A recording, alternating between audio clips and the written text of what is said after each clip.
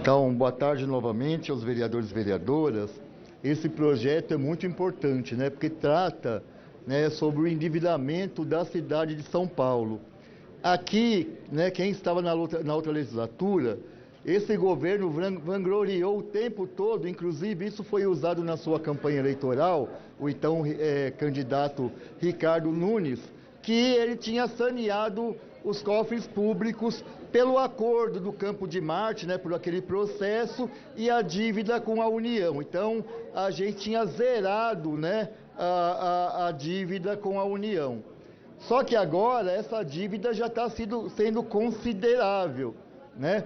Eu mesmo estive com o secretário da Fazenda há uns 15 dias atrás, e ele falou comigo e com a vereadora Luana Alves. A Luana estava lá, pode depois falar também sobre isso aqui, testemunhar, que cerca de 14% hoje, né, da nossa receita, ou seja, do nosso orçamento, já estamos pagando juros e dívida pública. Ou seja, né, para quem vangloriava, conseguiu também endividar a nossa cidade de uma forma muito rápida, né? Inclusive na LDO, projetando em torno de 35 bilhões para o ano que vem, né? E aí, uma dessas dívidas que foi votado aqui em 2019, que foi a lei que passou aqui 17.254, né, de 19 de dezembro, colocou que o prefeito poderia pegar um valor em créditos, em dívidas, né, endividar a cidade. E a gente, naquela época, falávamos o quê? Não está estabelecido diretamente no que a gente vai, o porquê vai endividar a cidade, porque o projeto ele era bastante genérico. Pode ser para habitação, pode ser para mobilidade, pode ser para o meio ambiente, quer dizer, podia para tudo ali, mas sem especificar a real necessidade daquilo.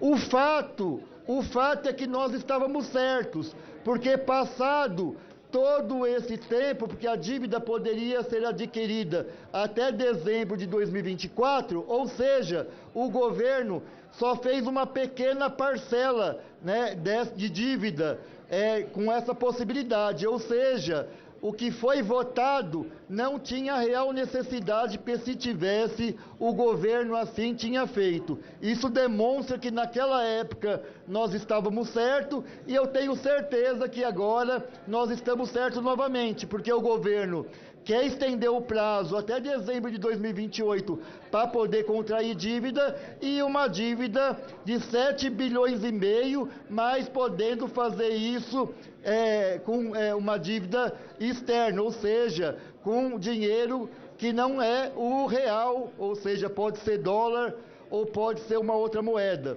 Mesmo que seja só em dólar, a gente vai sofrer também a variação do dólar. E é engraçado aqui, né, até porque o prefeito também se aliou muito aos bolsonaristas, e as pessoas reclamam muito do dólar hoje, né?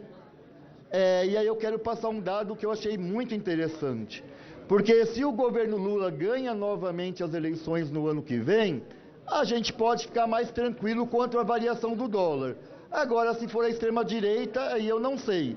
Porque o Bolsonaro pegou o dólar em janeiro de 2019 a 3,70 o dólar. Deixou o governo em dezembro de 22 aproximadamente a R$ 5,20 um dólar. Hoje, depois de quase 2 anos e aí 9 meses do governo Lula, o dólar está a 5,30 aproximadamente, subindo só 10 centavos. Então, se você pega um governo que consegue controlar o dólar, a cidade de São Paulo não vai sofrer muito impacto. Mas se você pegar um governo de extrema-direita que não consegue gerenciar a nossa economia como deveria, vocês vão ver que mais ou menos é um aumento de 70% em 4 anos que teve a variação do dólar. Então, pegar 7 bilhões e meio, se tiver uma variação de 70%, nós estamos falando em um pouco mais que 12 bilhões que vai aumentar a dívida na cidade de São Paulo. E isso vai comprometer os próximos governos. Inclusive, foi essa fala do secretário da Fazenda, que talvez né, não ia chamar, que nós fomos pedir os concursados da Prefeitura Municipal, encerramento, vereador. porque poderia, só concluindo, porque poderia ter um impacto negativo. Agora, um empréstimo de 7 bilhões e meio e uma variação de dólar, isso não é impacto negativo. Isso aqui Muito obrigado, é vereador. brincadeira, né, presidente? Isso aqui é brincadeira. Obrigado.